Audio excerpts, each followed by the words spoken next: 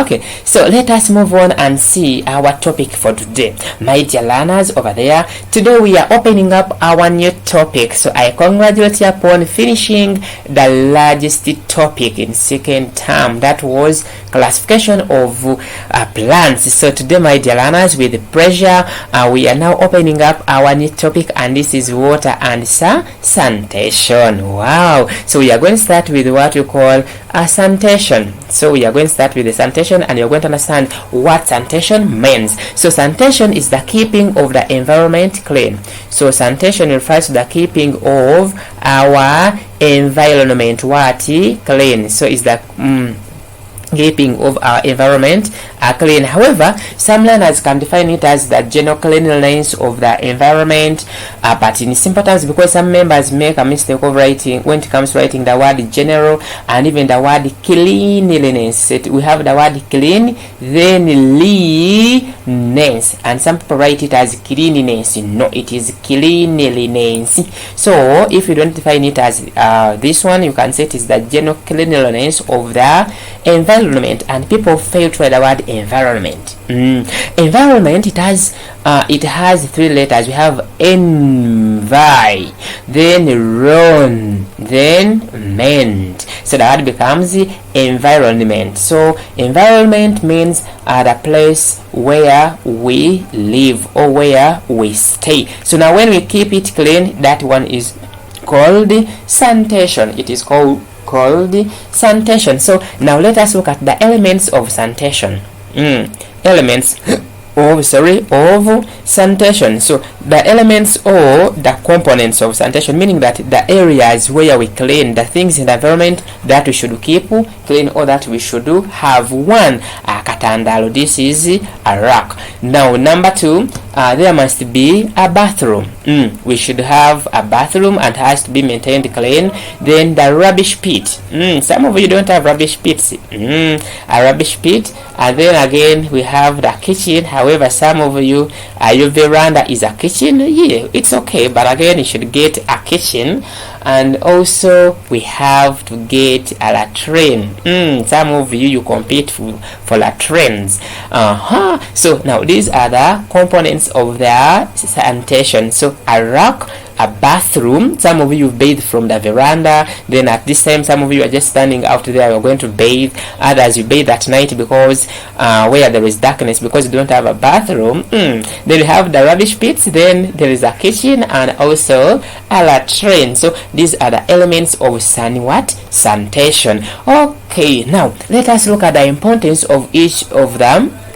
Of the component. How important is a rack? So a rack, this is normally called the katandalo.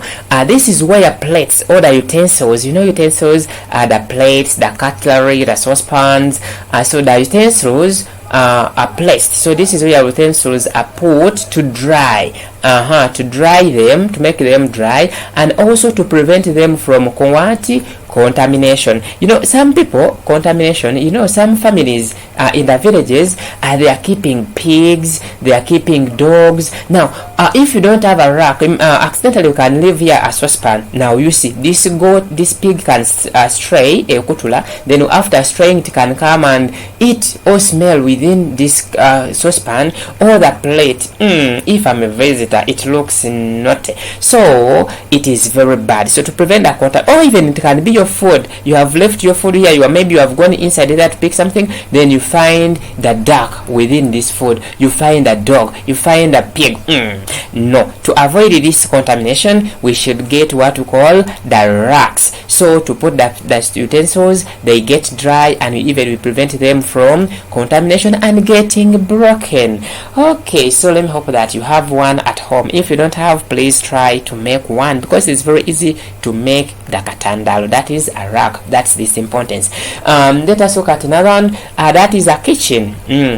this is a kitchen. So in a kitchen, how important is a kitchen? This is where food is prepared. That is, it is prepared. That is peeling, peeling, covering it, cooking it, and so on. So it is where food is prepared, cooked, and stored after cooking it. So it is very bad not to be with a kitchen, because you are cooking. Let us assume this is your home. Now this is the veranda. Now you are cooking from here. You don't have a rack. The goats are here, the pigs are here, the dogs. Then children are playing football from here. Then you see they can cause accidents. Then it's better to get a kitchen, and this kitchen must be kept clean always. Let us look at another one. It is a bathroom. Some of you don't know the use of a bathroom, but today you have to learn how important a bathroom is. A bathroom, it's where we take baths from. So it is a place where we go to bathe. So it is where bathing takes place. But some of you go and urinate in a bathroom. That's disgusting. No, you shouldn't urinate in a bathroom. You shouldn't spit in a bathroom. It looks weird. And again, you should not defecate in a bathroom. So a bathroom is mainly for taking baths. We swear we go and bathe from, and sometimes we call them washrooms. Yeah, sometimes we call them the washrooms. So, and some of you don't have bathrooms. You wait at night. You wait for the night and bathe, because during the day you have nowhere to bathe from. Then you just stand on your veranda at night. Then you start bathing. No, you have to construct a small bathroom, and a bathroom must be on standard. So a bathroom, this is where we go and take baths from. And again, a bathroom, apart from a bathroom, then we have what we call a rubbish pit. Every home must be with a rubbish pit. Then this rubbish pit is just a pit dug in the ground, and this is where we dispose of. So it is for the disposal of rubbish. So this is where we dispose of. Dispose goes with the preposition of, dispose of our rubbish. But some people, it is so worrying. You find people dumping rubbish in roads. Can you imagine dumping rubbish on people's fences, dumping rubbish in trenches? Really? No. We should at least get a rubbish pit so that we properly dispose those rubbish. But now, if you dump them in a road, what is now going to happen next? Accidents are going to be there. Then bad smell is going to be there. So please, no. Let us not do such. Then when you dump them in trenches, really, what are you expecting? When it rains, then when it rains, the trenches are going to be blocked, then they are going to flood, then they are going to result into accidents. So my dear learners, you are a science learner. Please let us avoid such things. Okay, so from rubbish pits, and again, if inside our rooms, we should get what we call rubbish dustbins. So dustbins, for them, they just keep rubbish temporarily just within your room. Don't just throw papers anywhere. You have eaten maybe a snack and then that cell phone. Actually, that one's not called a polyphene, it is called a cell phone. Like when you buy snacks, when you buy gorillas, you buy junks like that. So those wrappers, we don't call them polyphenes, we call them cellophanes. So now don't just litter them anywhere. You have to be a dustbin, then you put them inside there. Okay, so now from there, let us look at what we call a latrine. A latrine, this one is very important aspect. So a latrine, it's very important. It is there to maintain what we call proper disposal of feces or human excreta. Proper disposal of human excreta. Proper disposal of human excreta, like feces. Now, some of you just use polyphenes, you defecate in them, and then you throw them to the neighbor's roof. Then you throw them in trenches. No, you should have a latrine. Then blood. Then we can get urine. The vomits. Then you dispose them off where? There, in a what? In a latrine. Okay, so my dear learner, I hope you've understood the importance of some elements of the sanitation. Okay, so let us move on and see ways of maintaining environmental sanitation. Ways of maintaining environmental sanitation. Ways of maintaining environmental sanitation. So how can we keep our environment clean? So we are looking at those ways of keeping our environment clean. One, we should drain stagnant water. So draining stagnant water, so that is stagnant. So stagnant water, this water which is not moving, because if we don't remove it, then it's going to collect over there, and it's going to bring vectors like mosquitoes, which are going to give us diseases.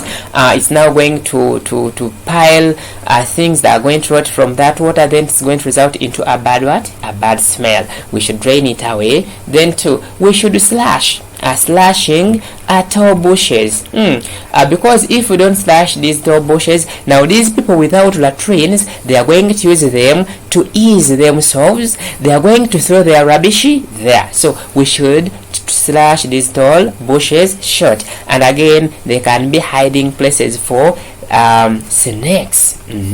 Number 3, we should also clean, or we should mop or scrub our classrooms. The classrooms, we should mop them or scrub them to keep them clean. And again, we should also scrub or mop our houses where we stay. So always you have to keep them clean. And number 4, we should smoke our latrines. Smoking latrines, this one's also very, very important, because when we smoke them, we are chasing away bad smell, and we are killing some small flies, which you call the Drosophila flies. Drosophila flies, and even we are killing those blue flies. You know those blue flies? Those blue flies are called the blow flies. We don't call them house flies, so we call them the blow flies. So we smoke to avoid all these. And number 5, we should construct pit latrines. We should construct pit latrines for proper disposal of the human excreta. And also we should sweep the rubbish within our compound. Sweep the rubbish, we should sweep it away in our compounds. Then apart from sweeping them, we should also burn them. So we should burn the rubbish we have swept from away from the compound. And also if we do this one, it will reduce the spread of vectors. Alright, so my dear learner, I think now there we are still in class. Please, I urge you to write the work. After here you write the notes. Then after writing the notes, you have to send the exercises for marking, and on time, to avoid inconveniences. Now, after I have looked at the ways of maintaining our environmental sanitation, and please try to look around there and see the members who don't keep the sanitation there, who don't maintain the sanitation of the environment where they live. It can be you, or it might be another person. So please try to sensitize those people such that we maintain the sanitation. Then let us see the advantages of maintaining. Why do you think it is very important to maintain the environmental sanitation, to slash, to sweep, to burn the rubbish, to make to construct latrines? Why do you think it is of importance? So advantages of maintaining the sanitation, and not only your home, but now you just go to marketplaces. You can reach a market when it is very, very dirty. The tomatoes are rotting from there, the birds are just dying from there, rats are there, everything. How do you think? How do you feel? So now, if you were there, just think, what could be the advantages of maintaining environmental sanitation? May I have one here? It reduces the spread of diarrheal diseases. It reduces the spread of diarrheal diseases. Diarrheal diseases, what are these diseases? Like typhoid. like typhoid, like cholera, like dysentery. Now when we maintain our environment clean, we are now avoiding the spread of such diseases. Then apart from that one, it reduces on the environmental pollution. So it reduces on the pollution of our environment. Air can be polluted by the bad smell because of the rubbish rotting from somewhere. Water can be polluted because the fishes are somewhere there, they are not in a pit, then they are just covered by running water to the water body. Then we come up with the diarrheal diseases. And again, also here, it reduces the contamination of our food. It reduces, or it prevents food contamination. Now house flies can fly from that place then onto our food, onto our mouths. Then when we maintain the sanitation, we are now reducing, or have reduced the contamination of food, of our food, which will result into spoilage or wastage of the food. Then it also reduces the bleeding places of vectors. So if we slash, if we drain, if we burn rubbish, so the vectors are not going to accumulate because they don't have nowhere to do what, to breed from. So we shall have reduced the breeding vectors, the breeding places for other vectors. And also it reduces the bad smell within our environment. That bad smell, it makes us uncomfortable. So, and also apart from that one, it also prevents reduces what we call water pollution. So our water becomes very safe for drinking after boiling it. So these are some of the advantages, the good things of maintaining sanitation. So over there you can also think of some other ways in which maintaining sanitation is very important. Alright, my dear learner, so from there let us now get into what we call latrines. We are now going to discuss the trends fully into details. So what is a latrine? So a latrine is just a place for urination, and defecation. So this is where we go to defecate or urinate from. So we don't go and bathe from the latrine because we have senses. Can you fly food with toilet paper? Or you get tomatoes and you cut them over the toilet paper and you eat toilet papers? No, meaning that have the sense. So even latrines, we don't use them for any other reason, any other use, but we use them for we go there for urination or defecation. Or other words, we can say a latrine is a place where human excreta is deposited. Is a place where human excreta is deposited or put. Alright, so now let us now get to see the types of latrines. Types of what? Latrines, and here there are 3 of them. 1, we have what we call the pit latrines, and the majority of you have pit latrines.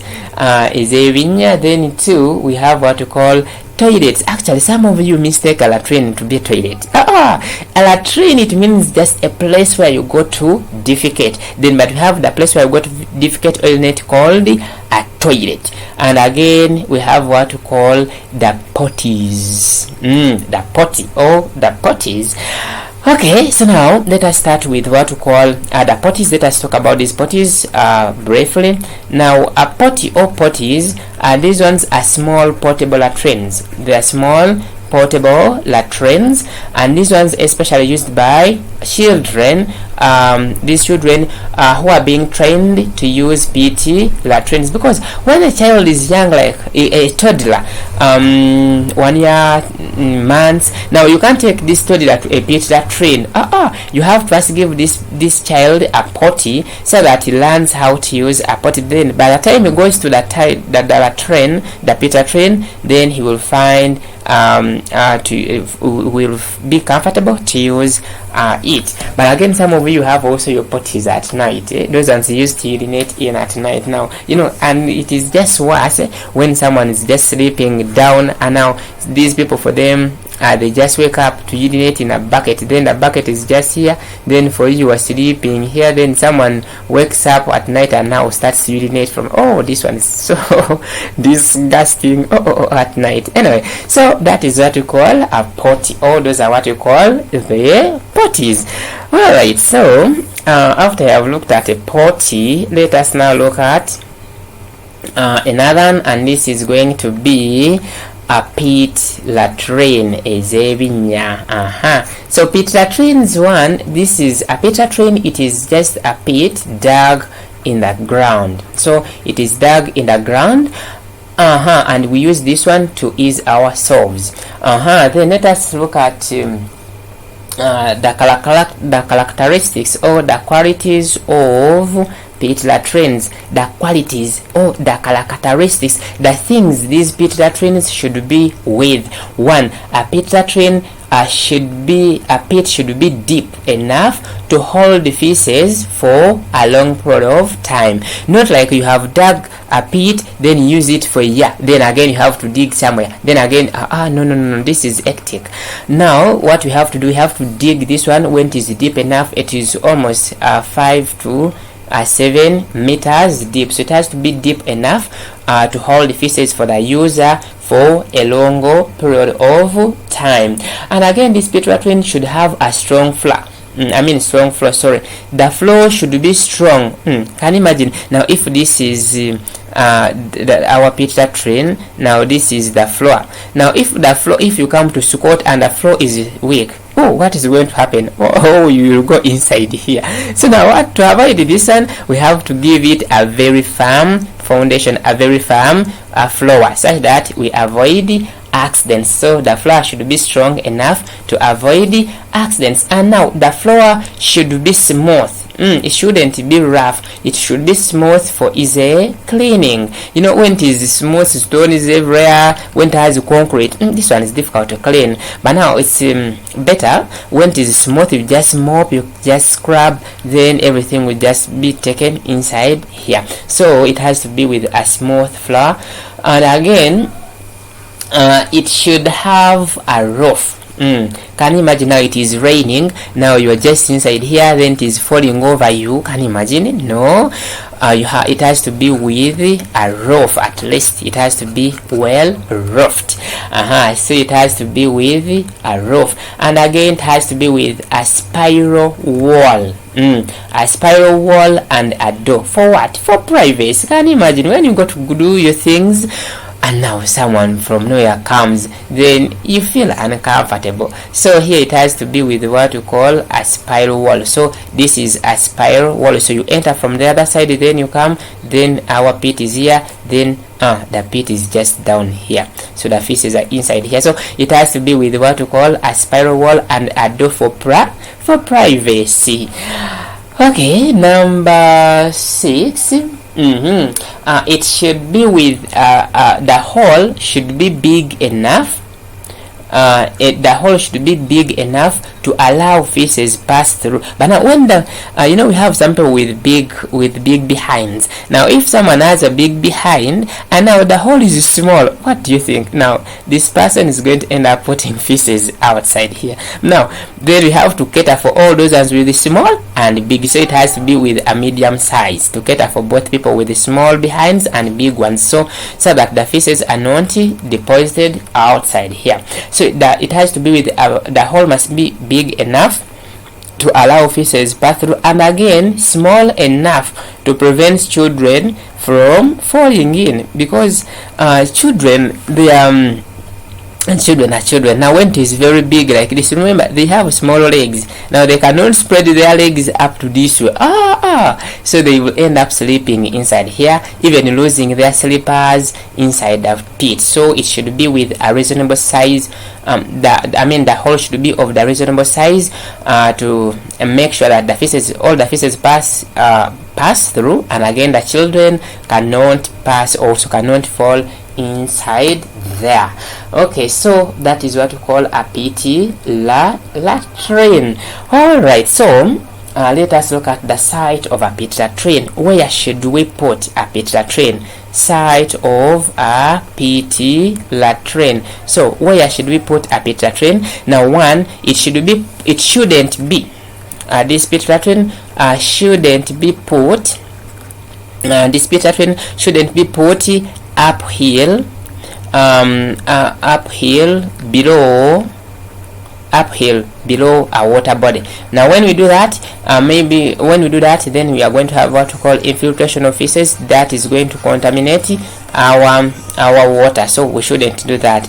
Then number two, this pit latrine should be constructed 30 meters away from a water body. Why? In order to prevent contamination of our water. And 3, it should be constructed 10 meters away from a market and also a kitchen and also our house, to prevent the bad smell from circulating around, and also the house flies circulating also all over the place to contaminate our food. And it should be 20 meters away from the road, and away from the road.